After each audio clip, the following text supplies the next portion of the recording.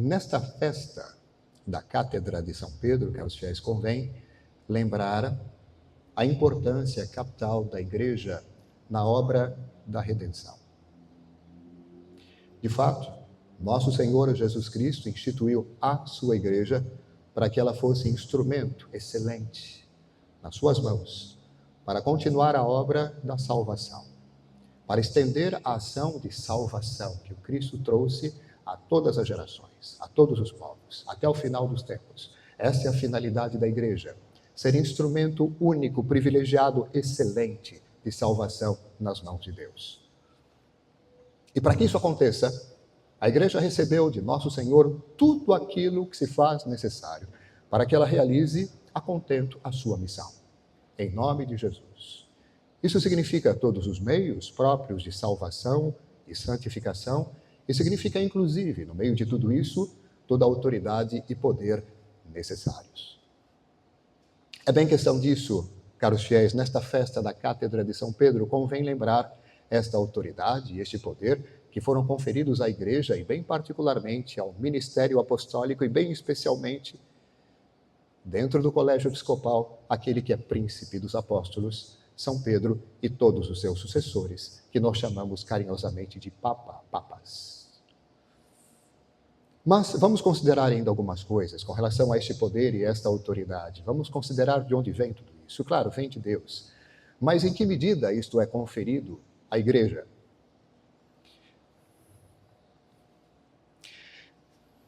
Há algo na atualidade que tem me entristecido muito. Claro, não é de hoje, mas este entristecimento foi intensificado e reacendido por conta de algo que nós encontramos na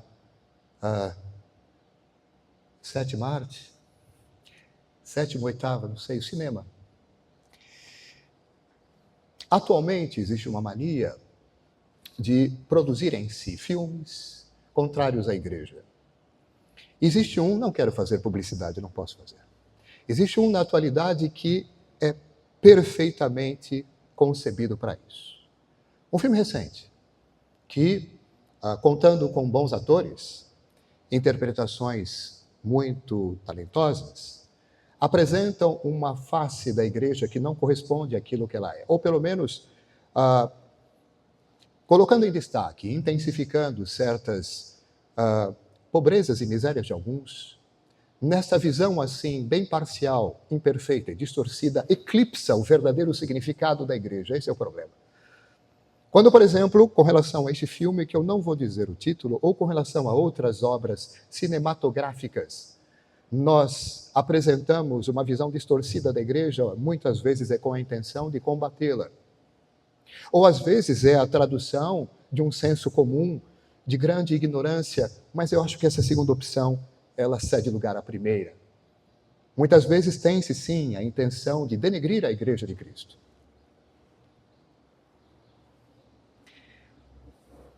Vamos então, também em guisa de reparação e de compensação, dizer algo sobre a verdadeira natureza da Igreja. Para que a gente, por exemplo, encontrando-se com obras X ou Y, não sejamos confundidos e enganados. Vamos lá, quando nós falamos de igreja, falamos de uma instituição puramente humana? De jeito nenhum. Falamos de uma instituição que seria colocada no mesmo nível, no mesmo patamar que outras instituições, tantas, geradas pela criatividade humana, ora por uma disposição humana de fazer o bem, mas tudo sempre humano? Não. Eu quero lembrar para nós que a igreja, aquela que foi instituída por Nosso Senhor, a verdadeira igreja, aquela de que a questão do evangelho de hoje, ela é uma instituição divina. É claro que ela contém uma dimensão humana, necessariamente, vamos aprofundar um pouco isso daqui a pouco, mas ela é, em primeiro lugar, e essencialmente uma instituição divina, como não há igual. Eu gostaria de lembrar a propósito da igreja, sim, a sua instituição, a sua estrutura e a sua finalidade. Vamos lá. A sua instituição é divina. 100% de certeza. Olha o que diz Nosso Senhor com relação a esta igreja, a sua igreja. Não estou falando de outra. Ele diz a Pedro, após a sua belíssima confissão, inspirada do alto, e não dita a partir de uma ideia de uma genialidade humana.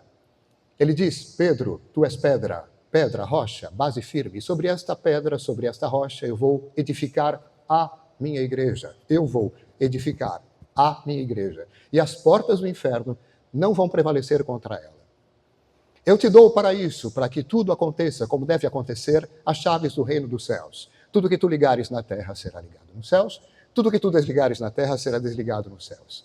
Se a gente ainda não percebeu, isso significa poder e autoridade supremos, para que a igreja cumpra a sua missão perfeitamente, até o final dos tempos. Por mais que haja combates, e por mais que haja dentre os seus filhos, pessoas que, enfim, negligenciam a nobre missão que tem para cumprir. Mas a igreja, devo lembrar uma coisa, ela permanece santa, apesar do pecado de seus membros. Vamos mais uma vez nos lembrar disso. E para isso eu quero falar da sua estrutura. Tendo falado da sua instituição, que é divina, o próprio Filho de Deus a instituiu. A única religião instituída pelo Filho de Deus ele mesmo é a igreja. Qual igreja? Alguém poderia perguntar, há tantas? Vamos lá. Claro que há muitas associações, instituições e denominações que se dão este nome. Mas quando nós falamos Igreja de Cristo, só há uma. A igreja que nós dizemos no credo, una, santa, católica e apostólica. A igreja católica, apostólica, romana. Mas o Senhor disse isso porque o Senhor é padre. Não, eu digo isso porque é verdade.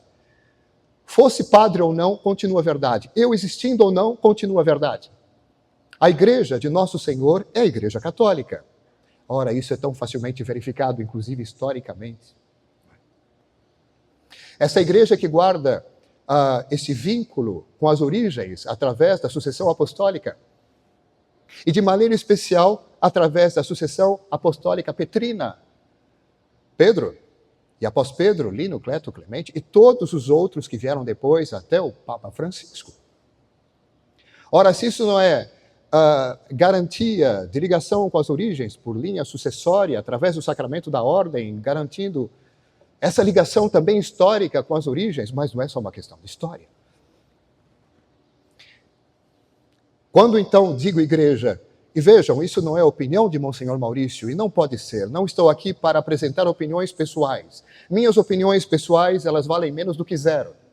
Sobretudo se elas, no momento de delírio, opuserem-se àquilo que a igreja ensina. Não, eu não estou aqui para apresentar opinião pessoal. O meu dever aqui, dever e também privilégio e graça, é apresentar aquilo que nós recebemos, com certeza, como herança, herança sagrada e santa. E é isso que eu estou fazendo aqui. Dizendo então, mais uma vez, com todos os apóstolos e seus sucessores, com a igreja e o seu magistério, com os santos todos, que disseram isso, inclusive os mártires, com a vida, esta igreja una, santa, católica e apostólica, a igreja de Cristo é essa igreja. E o que é dito dela? Temos já uma afirmação do próprio Senhor, ora, o inferno não vai prevalecer contra ela. Esta indefectibilidade, garantia de invencibilidade, já mostra um grande poder concedido a ela. Vamos nos lembrar uma outra coisa. A igreja é apresentada nas Escrituras como o corpo místico de Cristo, o corpo de Cristo, do qual ele é a cabeça. Então, voltando àquele ponto inicial, com relação ao elemento divino tão presente, essencialmente presente na igreja, vemos, em primeiro lugar, que a igreja, por instituição, é divina. O próprio Filho de Deus a instituiu. Com relação à sua estrutura, ora, é o corpo de Cristo do qual ele é a cabeça. Se a igreja tem por cabeça o próprio Cristo, então, na sua estrutura fundamental, nós temos essencialmente e de maneira central o próprio Deus, o elemento divino. Ele, o Cristo, o Filho de Deus, é a cabeça da sua igreja. Isso está tão claramente expresso nas Escrituras. Paulo ele é tão direto e tão didático ao afirmar isso. A igreja é o corpo de Cristo, do qual ele é a cabeça e do qual nós nos tornamos membros pelo batismo. Não é assim? Não nos tornamos membros por uma adesão simplesmente material, nós nos tornamos membros por uma adesão sobrenatural, através da recepção do batismo, que nos faz filhos e filhas no Filho, que nos faz participantes da natureza divina, que nos faz templos do Espírito Santo. É isso que diz Paulo: pelo batismo nós nos tornamos, sinal de que não éramos, pelo menos dessa maneira. Nos tornamos templos, santuários do Espírito Santo e, portanto, da Santíssima Trindade, já que o Espírito Santo nunca se separa nem do Pai nem do Filho. Vejam que este vínculo de união com o corpo, ele é absolutamente sobrenatural. E ele é penhor dessa habitação e inabitação da Santíssima Trindade em nós. Não estamos falando de uma realidade terrena, mundana, material, puramente humana. Não, é muito mais elevado do que isso. Então, sim, a igreja ela é divina já na sua instituição. O próprio Filho de Deus a instituiu, a igreja dele, não outras, a dele. Essa igreja divina, por conta da sua estrutura, vejam, tem o próprio Cristo por cabeça desse corpo. E não nos esqueçamos, o Espírito Santo é a alma desse corpo.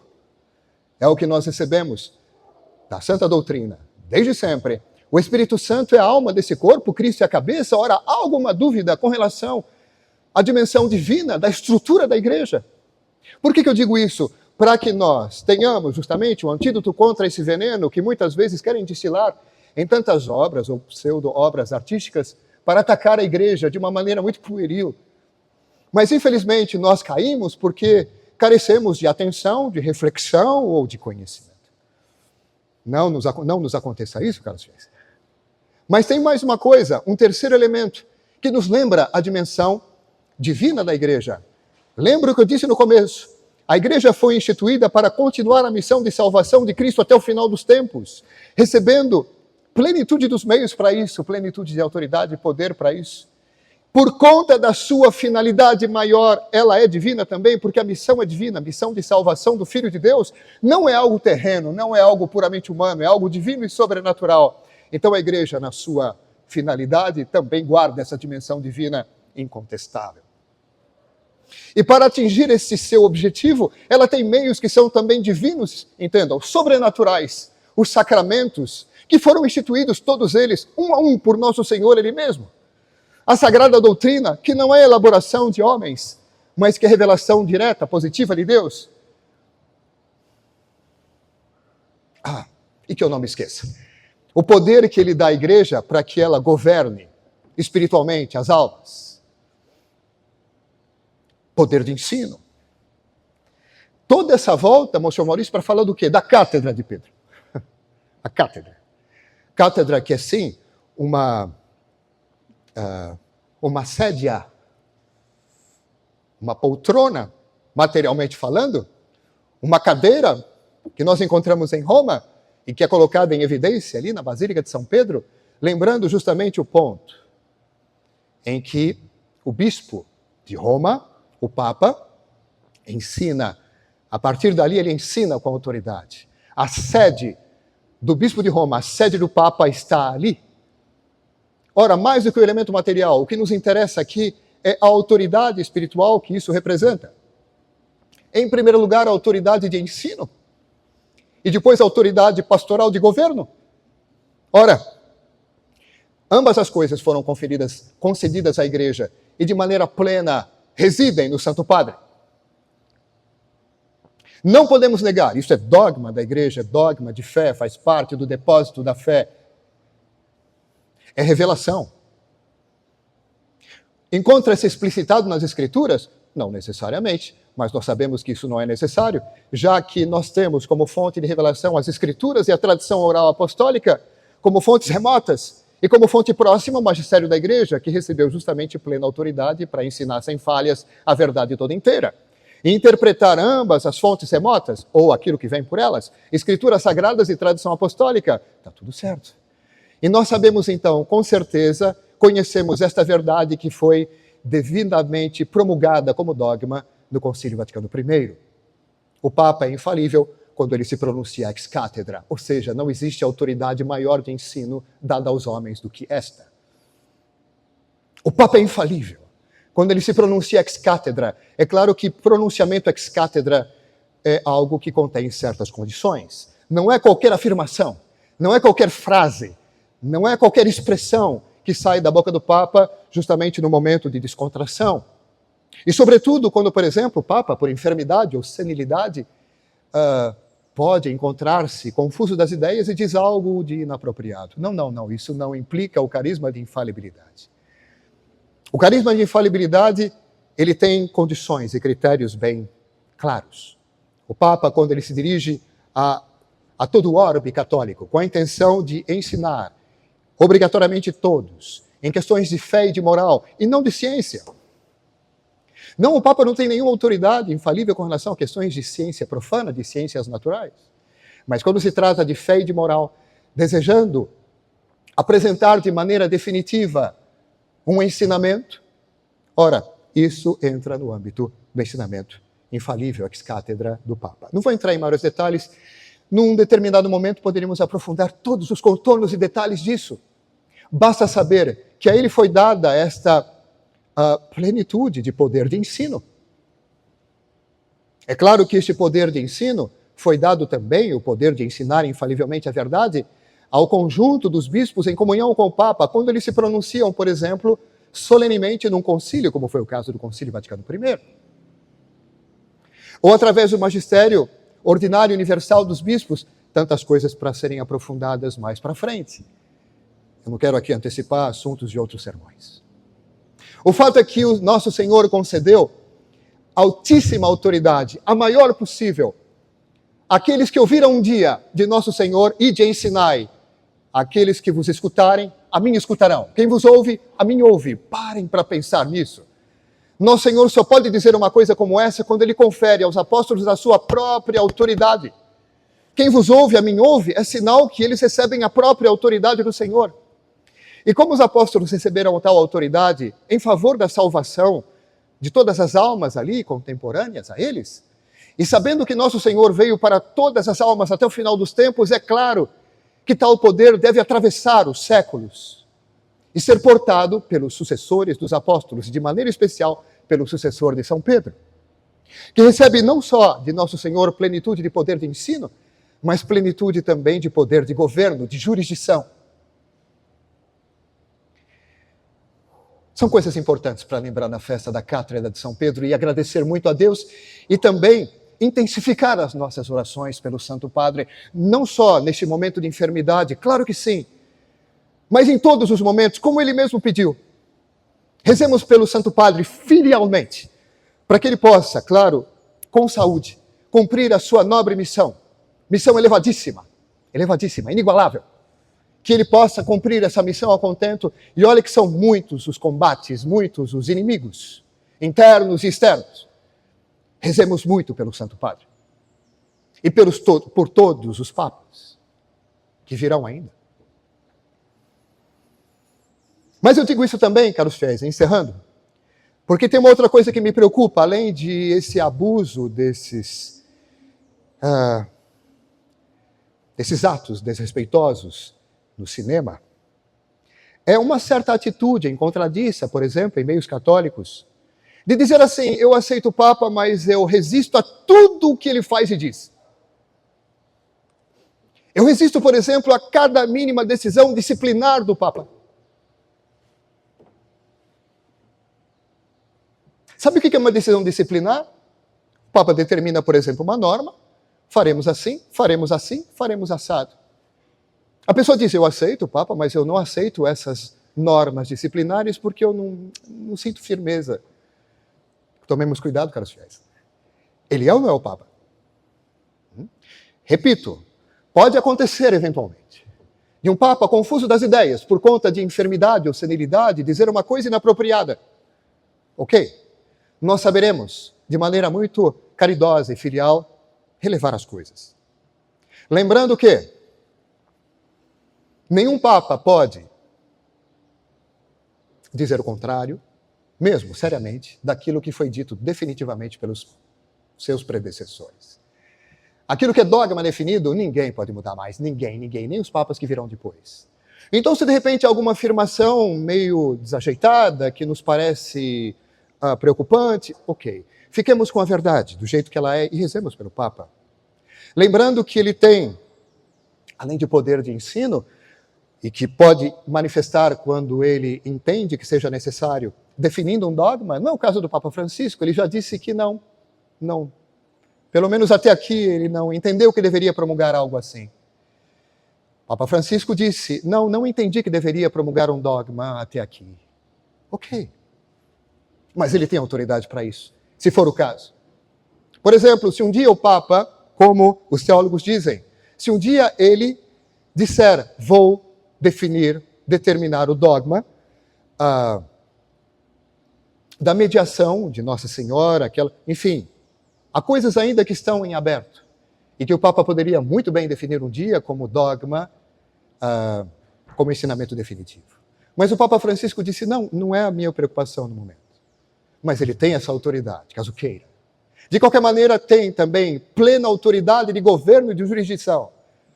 E se determinar disciplinarmente isto ou aquilo, claro, nada contrário à moral, nada contrário àquilo que dizem os mandamentos, e eu até agora não vi, em termos de normas disciplinares, nada que se opusesse. Mas mesmo assim, há pessoas que eu não sei porquê, não indo muito com o nosso Santo Padre, dizem, não, eu o aceito, mas tudo que ele determinar disciplinarmente como norma, não. Atenção, muita atenção. Podemos, caros fiéis, não viver um estado de cisma formal, mas uma espécie de cisma prático. Muita atenção. O demônio é astuto. Embora ele não possa triunfar sobre a igreja, ele não possa vencer a igreja, ora, quantas quedas produz na vida de tantas pessoas. A promessa de indefectibilidade não é aplicada a cada um individualmente, mas à igreja no seu conjunto. Tendo dito isso, caros fiéis, rezemos sim pelo Santo Padre, pela sua saúde, porque somos filhos da igreja e filialmente nós pedimos que Deus conceda a ele os meios de desempenhar a sua missão da melhor maneira, afastando tudo aquilo que o impediria disso. Mas rezemos por nós também, caros fiéis. Rezemos por nós também. Para que sejamos verdadeiramente católicos. Vocês estão me entendendo? Verdadeiramente católicos. E não uma espécie de perspectiva católica fantasista, de fantasia, segundo sei lá que ideia. Não percamos de vista, caros fiéis, aquilo que nós recebemos autenticamente como herança. A verdadeira tradição da igreja, e que foi afirmada com a vida pelos santos. Se a gente tem dificuldades, pronto, agora eu vou encerrar dizendo o seguinte, em meio a tanta confusão, recorramos a ela, a Nossa Senhora. Ela vai nos ajudar justamente a dissipar tantas trevas e tantas dificuldades e tantas confusões geradas pelo inimigo da igreja. Recorramos a ela como filhos confiantes, que vão à sua mãe humildemente implorar, mãe, ajuda-nos. Façamos isso através do terço, através do rosário, para que vivamos em paz e tenhamos a luz de Deus para enxergar claro e permaneçamos fiéis, verdadeiros católicos. Amém. Louvado seja nosso Senhor Jesus Cristo.